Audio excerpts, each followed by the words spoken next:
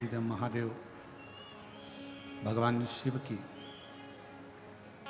अविरल भक्ति आप और हमको प्राप्त हो जाए तो ये मानकर चलना कि हमारा मृत्यु लोक में जन्म लेना सार्थक हो गया और हम इस संसार सागर में भव सागर तक पहुंचने की अपनी एक सीढ़ी बना ली।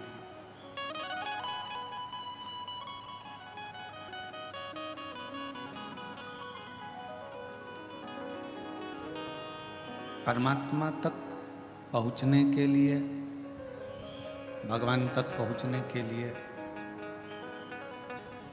भगवान की अविरल भक्ति एक सीढ़ी है।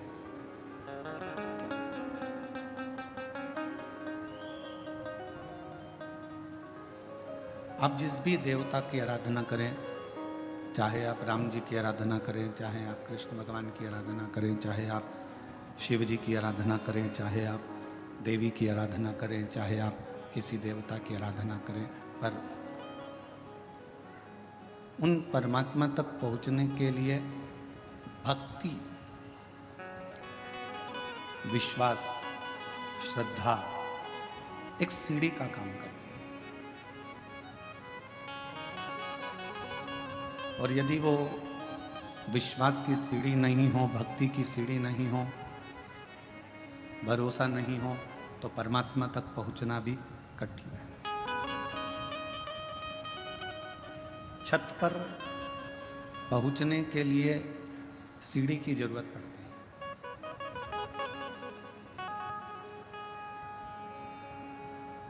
छत तक पहुंचने के लिए एक सीढ़ी की जरूरत पड़ेगी, पर परमात्मा तक पहुंचने के लिए सीढ़ी की नहीं, भगवान की अविरल भक्ति की जरूरत पड़ती है।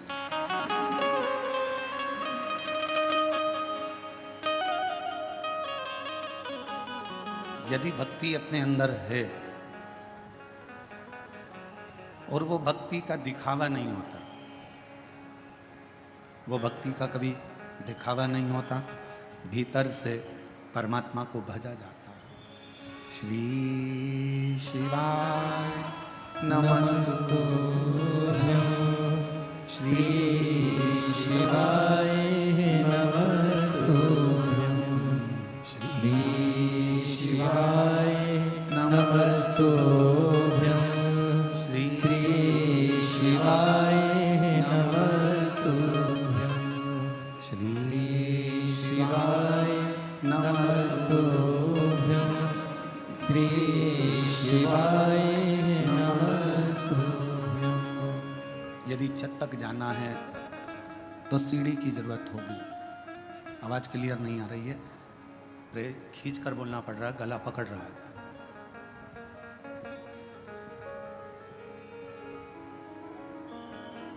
छत तक जाने के लिए केवल सीढ़ी ही चाहिए,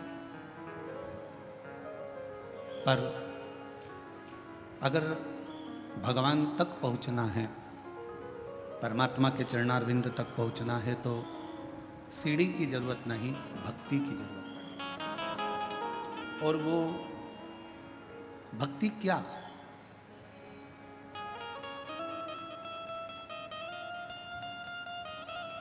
मां शबरी अम्बा जब राम जी महाराज के सामने आती हैं तो मेरे राम जी भी शबरी अम्बा को नवदा भक्ति का ज्ञान देते हैं कि प्रथम भक्ति संतन कर संगा और दूसरी रति मम कथा प्रसंग। मेरे राम जी ने मां शबरी अम्बा को सबसे पहली भक्ति कही है सत्संग करना।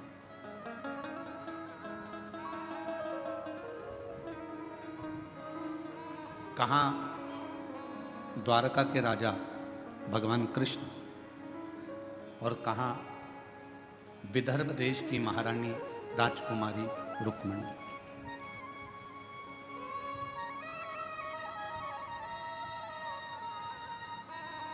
ना तो कभी रुक्मणी जी ने भगवान कृष्ण को देखा था, ना कभी रुक्मणी जी भगवान कृष्ण से मिली थी, ना कभी रुक्मणी जी ने भगवान कृष्ण से मुलाकात की थी, ना रुक्मणी जी ने भगवान कृष्ण का चेहरा देखा था, ना रुक्मणी जी ने भगवान कृष्ण से कभी बात की थी, ना कभी मिलना हुआ, ना कभी देखना हुआ, ना कभी मुलाकात हुई। फिर रुक्मणी जी के दिल में, रुक्मणी जी के हृदय में भगवान श्री कृष्ण के प्रति भाव कैसे जाग गया?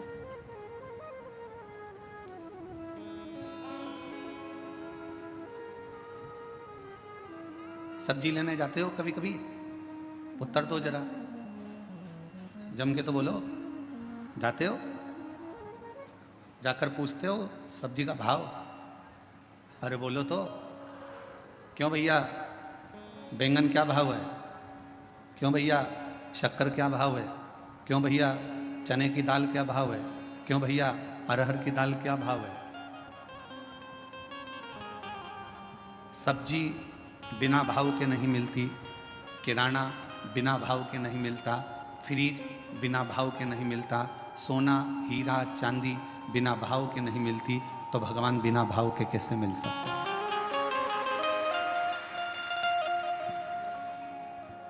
वो बिना भाव के कैसे मिले?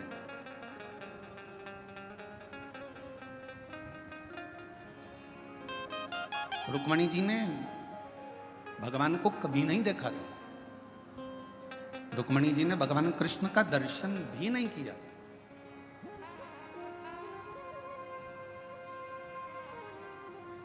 ना मुलाकात की, ना दर्शन किया, ना मिले, ना देखा, कुछ भी नहीं।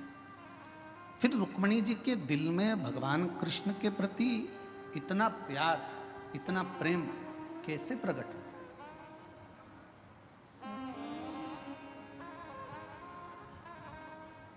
वो प्रेम प्रकट होने का कारण क्या था? तो शिव महापुराण की कथा कहती है कि रुक्मणी जी ने सत्संग किया था। प्रथम भक्ति संतन कर संगा, और दूसरी रति मम कथा प्रसंगा। रुक्मणी जी ने क्या करा? अपने पिता भीष्म की गोद में आकर बैठ जाती थी। कोई आता था, आकर कहता था कि भगवान द्वारकानाथ ने पूतना को पछाड़ दिया, तृणावत को मार दिया, अघासुर को मार दिया, बकासुर को मार दिया। भगवान कृष्ण ने गोवर्धन पर्वत अपनी उंगली पर उठा लिया। भगवान कृष्ण ने अनेक अनेक प्रसंग, कोई आता और भगवान कृष्ण के प्रसंगों को सुनाता जाता। जब भगवान कृष्ण के प्रसंग रुक्मणी जी सुनती रहीं, तो अंदर एक प्रेम का भाव जागृत हुआ, एक प्रेम प्रकट हो गया।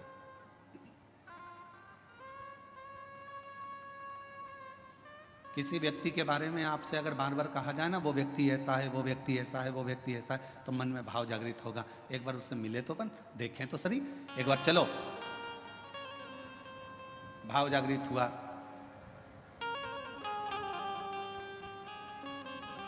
कल हम विशाल संचेती जी से कह रहे थे कि विशाल जी,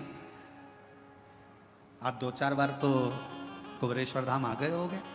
तो विशाल संचेती जी कह रहे थे, नहीं गुरु जी, 2-4 बार नहीं, ना जाने कुबेरेश्वर धाम पर क्या है, मैं 8 से 10 बार कुबेरेश्वर धाम पहुंच गया, बाबा के धाम पर।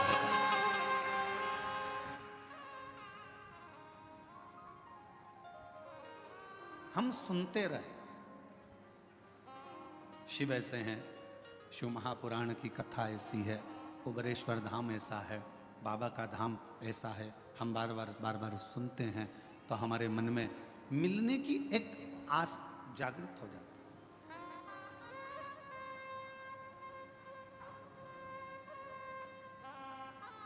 लड़का लड़की से शादी करने को तैयार नहीं था। लड़के ने सोचा था अभी मैं पढ़ाई करूंगा, अभी शादी वादी नहीं करूंगा। पर लड़के की बहन ने, लड़के की माँ ने, लड़के के रिश्तेदारों ने लड़की की खूबियां बताना प्रारंभ करी। इतनी बढ़िया है, ऐसी है, इतनी जोरदार, लंबे लंबे बाल हैं, बड़े बड़े आँख है, उसके सिर पर बिंदी अच्छी लगती है, पढ़ी लिखी है, उसने ये एजुकेशन करा है, ये कोचिंग करी है, ये जानती है, सिलाई जानती है, कढ़ाई जानती है, बनाई जानती, सब जानती है, उसको सब आता है। तो लड़के के मन में आया, जब इतनी तारीफ कर रहे हैं तो एक बार जरा मिलने में जाता क्या है, मिले तो सर।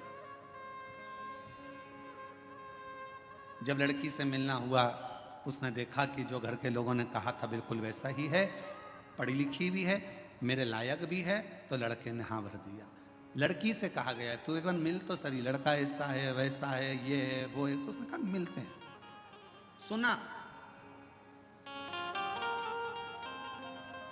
सुना तो प्रेम जागृत हुआ। अब आप लोग क्या कर रहे हो? शिव महापुराण की कथा को सुन रहे हो। किसका चरित्र सुन रहे हो? देवादिदेव महादेव का, भगवान शंकर का। जब शिव जी का इतना चरित्र तुम बेजापुर में सुन लिए, कहीं तुम छत्रपति संभाजी नगर सुन लिए, तुम नासिक में सुन लिए, तुम मालेगांव सुन लिए, जब तुम बार बार शंकर जी का चरित्र सुनते जाओगे सुनते जाओगे सुनते जाओगे, तो अंदर से उससे मिलने की तमन्ना बढ़ती चली जाएगी। एक बार जरा शंकर जी से मिलूं तो सही, कि उनकी कथा इतनी सुंदर है तो वो कितना सुंदर होगा। ये विचारणीय बात।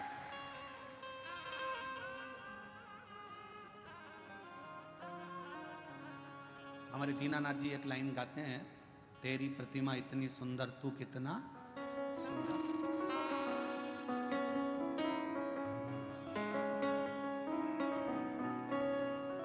जिसकी रचना इतनी सुंदर वो कितना सुंदर होगा, वो कितना सुंदर होगा। जरा विचार करिए, उसकी केवल कथा सुनिए, केवल कथा।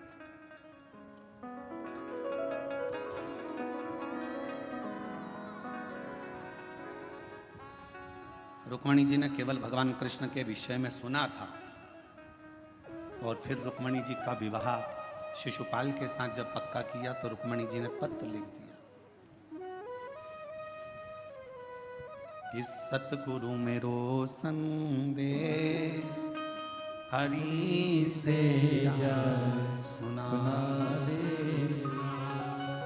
मेरी नैया पड़ी है मझधार, गुरु जी उसे पार लगा देना। पत्र लिख दिया। पत्र लेकर ब्राह्मण देवता को भेज दिया। द्वारकाधीश के पास पत्र पहुंच गया। द्वारकानाथ ने कह दिया कि रुक्मणी जी से कह दो कि श्रृंगार करके जगदम्बा के मंदिर पहुंच जाए, मैं तुझे लेने के लिए पहुंच जाऊंगा। रुक्मणी जी ने केवल सुन रखा था, भगवान को देखा नहीं था। पत्र भेज दिया और वो पत्र के माध्यम से भगवान रुक्मणी को लेने के लिए आ गए। शिव महापुराण की कथा भी यही कहती है कि प्रथम भक्ति संतन कर संगा, दूसरी रति मम कथा प्रसंगा।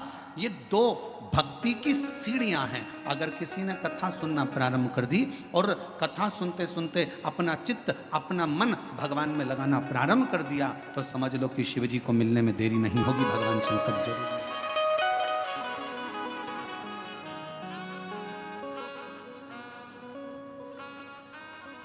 और शंभु शरण पड़ी मांगो घड़ी रे घड़ी, दुख काटो दया करी दर्शन आपो।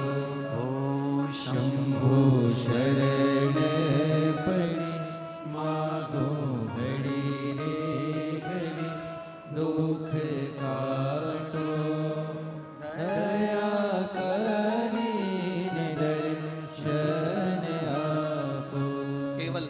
कथा को सुनते सुनते भगवान का भजन करते करते करते करते आप उसके करीब में पहुंच गए।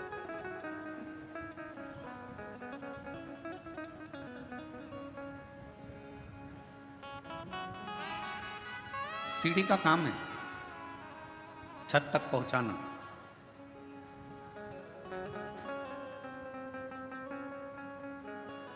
भगवान की कथा का काम है आपको भगवान के चरणारविंद तक पहुंचाना। सीढ़ी केवल आपको छत तक पहुंचाएगी, पर भगवान की कथा आपको भगवान के चरणारविंद तक पहुंचाकर ही रहेगी, परमात्मा तक भेजेगी।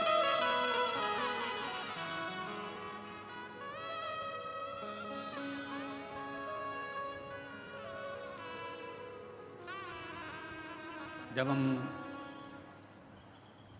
संत ज्ञानेश्वर मावली जी के यहाँ कथा करने के लिए बीड़ में आए, तो आप में से कई लोग आए होंगे भीड़ में कथा में भी। तो संत ज्ञानेश्वर मावली जी के यहाँ कथा में जब भीड़ में पहुँचे तो वहाँ पर एक बच्चे ने एक प्रश्न किया और वो वहीं भीड़ का रहने वाला था। सोनी जी के कोई परिचित थे भीड़ वाले, उनके परिचित में था। उसने कहा गुरुजी आपके कितने दोस्त हैं, आपके कितने मित्र हैं?